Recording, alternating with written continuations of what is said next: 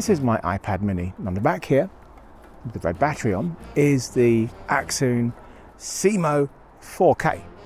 And I'm using it to turn this into a pretty fantastic camera monitor. You probably guessed that for many reasons, but this is a camera here and it's on top of it. It'd be very strange to be having my iPad just on there. Maybe, just doing whilst shooting, I can play chess or something on there, but no, it is as a monitor. This isn't new because we've seen the original SeeMo and I used my iPad mini with that and on the Pro. The key thing with SeeMo 4K is in the name.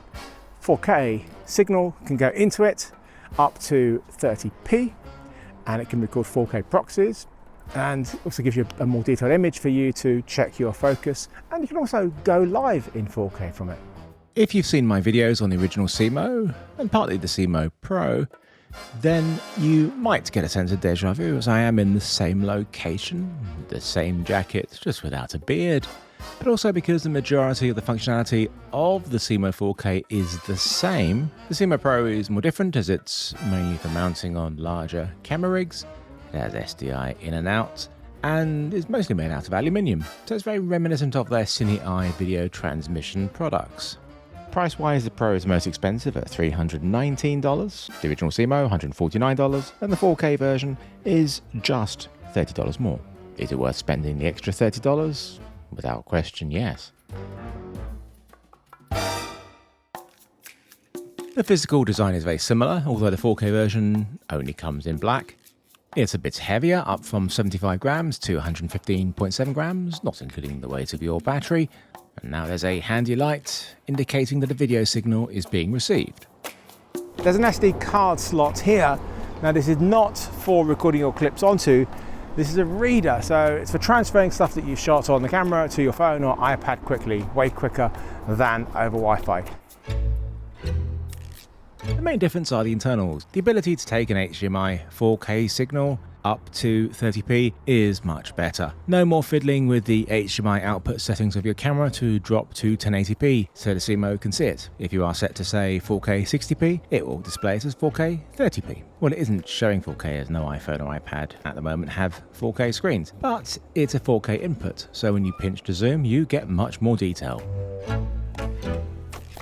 The SeeMo 4K recordings are 8 bits H.264 with a maximum variable bitrate of 20 megabits a second. This is fine for quick social media edits.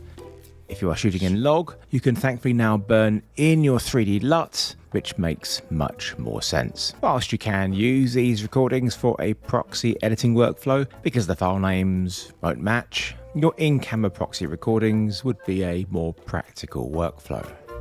The 20 megabits per second bitrate is the same if you go live to, say, YouTube in 4K via the C app, but that's more than enough. I'm sure you've been something like a standard profile for that rather than in log.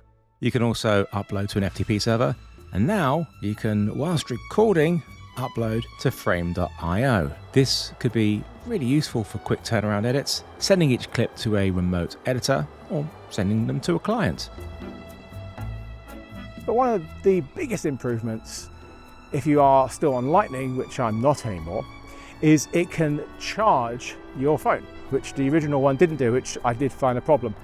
And that is great. But yeah, I'm fully on USB Type-C now. Obviously the iPad, the newer iPad mini has that, and the Pro, which I also use as the monitor, and my iPhone 15 Pro Max. So I am USB Type-C thankfully now, but if you still are on Lightning, you can now charge your phone, and that is a hugely important thing because your input for charging was taken up by the input from the SeeMo. You can also power an additional device like a wireless mic receiver from the USB-C power output port, which is 5 volt 3 amps. All of this power comes from your NPF battery, which sits on the back. And with a power consumption of just 3 watts, not including charging your phone of course, these last a long time. Latency is really good, and actually even better than many dedicated monitors.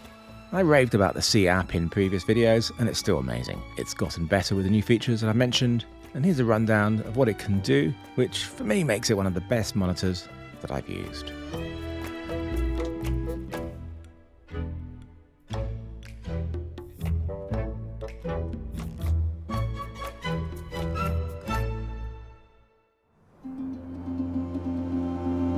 I think the iPad mini is the perfect size for an on-camera monitor. I just wish it was brighter. Apple needs to bring out an iPad mini Pro, but until then, Accsoon's new sunshade goes onto their power cage, their new power cage, which is much nicer and way easier to put the iPad into. Does the job, so I can actually see what I'm shooting. And I'm a big advocate of actually looking at what you're shooting whilst doing it, because I find you get much better results than rather than just filming, you know, like this. Yeah, oh, not very straight, is it? The SeeMo 4K is a very welcome update. I will definitely get this and not the original one if you don't have either, and it's definitely worth updating if you do have the original one because of the increased power output from the video ports, which can charge USB-C devices and now Lightning ones too. Whilst it currently doesn't support any camera control like some other apps for certain cameras, the monitor app, the C app itself, is wonderful, and the massively superior image quality from the 4K input and that terrific latency more than make up for it.